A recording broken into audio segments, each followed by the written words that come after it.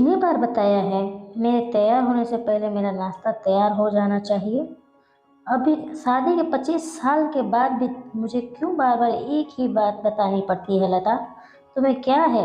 तुम तो आराम से घर पर रहोगी, मुझे काम पर जाना पड़ता है। तुम हो कि हमेशा बेवकूफ़ों जैसी हरकत करती हो।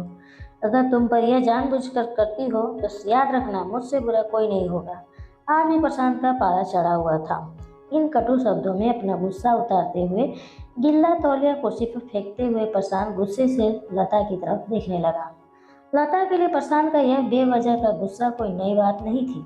वह महीने में 3-4 बार ऐसे ही लता पर बरस पड़ता था। पहले पहले लता उसका विरोध किया करती थी, लेकिन जब कई साल तक प्रशांत में कोई बदलाव नहीं दिखा तो लता ने खुद को ही बदल दिया। अब प्रशांत के कुछ भी कहने से लता को कोई फर्क नहीं पड़ता था।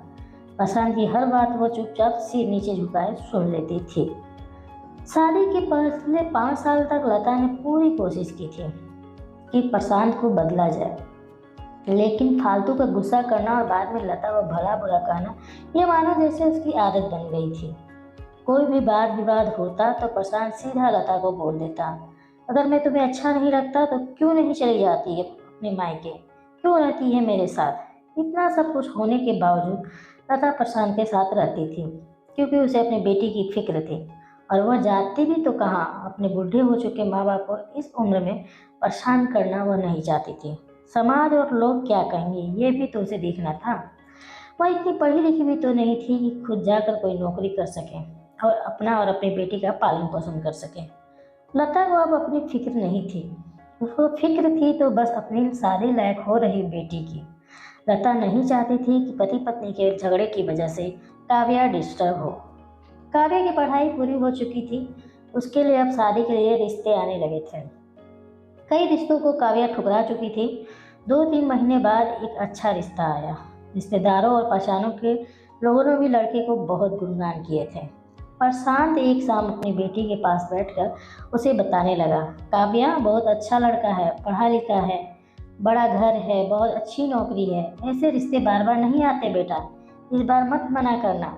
काव्या अपने पिता से ज़्यादा बात नहीं करती थी, शायद डरती थी या शायद नफरत करती थी, लेकिन आज वो अपनी पूरी हिम्मत इकट्ठा कर कर बोली, मुझे अभी शादी नहीं करना है पापा, मैं नौकरी करना चाहती हूँ, खुद अपने पैरों पर खड़ा होना चाहती हूँ।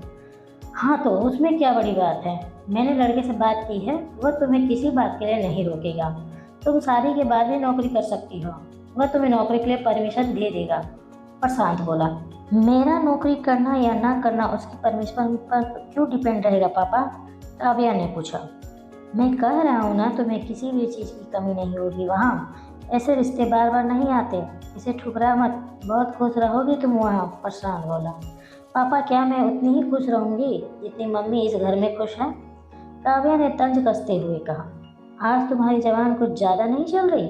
प्रशांत गुस्से से आंखें बड़े करते हुए बोला, पापा मुझे शादी ही नहीं करनी है, क्योंकि शादी के बाद अगर वह लड़का आपके जैसा निकला तो मैं क्या करूँगी? मुझे आपके जैसा जीवन साथी नहीं चाहिए जो बिना बात के मुझ पर हमेशा चिल्लाए। मुझे कुछ भी अपनी पसंद का लेना हो तो 10 बार सोचना पड़े, कहीं वह नाराज़ हो जाए, मेरी तबीयत कैसी भी हो उसे परवाह ना हो, रोटी थोड़ी सी मोटी बन जाए तो घर सर पर उठा ले, उसकी चेक बुक ना मिले तो फीस मेरा ही दोष निकाले और हर छोटी मोटी बात पर मुझे मायके जाने के लिए कहे।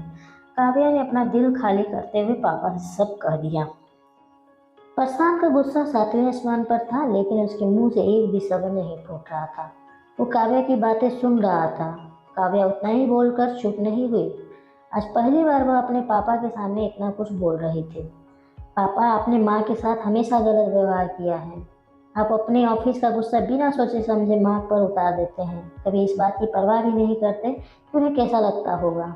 आपकी बातें सुन सुन माँ ने अपना सम्मान खो दिया। प्रशांत आज पहली बार अपने किए बर्ताव को महसूस कर पा रहा था। वो इतना ही बोल पाया, जो तुम्हारा मन है वो करो, मैं तो इतना बुरा हूँ ना? काव्या ने प्रशांत का हाथ पकड़ा और बोली, पापा मुझे सिर्फ एक सवाल का जवाब दे दो, क्या आप चाहोगे कि मेरा पति आपके जैसा हो? अगर आपका जवाब हाँ है तो कर दीजिए, मेरा रिश्ता आज ही, और ना है तो मुझे आत्मनिर्भर बनने दीजिए। प्रशांत कुछ भी न बोल पाया और वहाँ से चुपचाप बाहर चला गया। आज उसे लता के सामने जाने में शर्म आ रही थी। चलते चलते उसकी आंखों से आंसू बह रहे थे। प्रशांत ने आज से अपने आप को बदलने का निश्चय किया। अगले दिन से लता ने अपने पति में काफ़ी बदलाव देखा।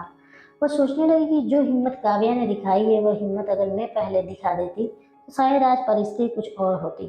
वह काव्या पढ़ लिख कर अच्छी नौकरी करने लगी थी और 3 साल बाद उसके लिए एक अच्छा रिश्ता आया। और उसकी विदाई पर प्रशांत बोला, बेटा तू हमेशा खुश रहेगी क्योंकि तेरा पति तेरे बाप जैसा नहीं है। प्रशांत की यह बात सुनकर लता और काव्या की आंखों में आंसू बहने लगे। दोस्तों, हमारे समाजों में औरतों को भले ही देवी का दर्जा दिया जाता है, लेकिन वह स्वतंत्रता नहीं दी जाती जो उन्हें देनी चाहिए। उन्हें बचपन से ही बताया जाता है कि वह पराया धन है। स्कूल से आने में देर हो जाए तो पिटाई मिलती है, मोबाइल पर बात करते हुए दिख जाए या खिड़की से झाँकते हुए दिख जाए तो शक किया जाता है। माँ बाप का घर तुम्हारा नहीं है, पति के घर ही तुम्हारा घर है। जीवन भर ये बातें बता बता कर उन्हें ससुराल भेज दिया जाता है और एक दिन किसी छोटे मोटे झगड़े में ससुराल वालों से उन्हें सुनना पड़ता है कि इस घर को छोड़ दो और मायके चली जाओ। अब आप ही बताओ दोस्तों, ऐसी स्त्रियों का सच्चा घर कौन सा? आखिरकार वह किस घर को अपना कहें?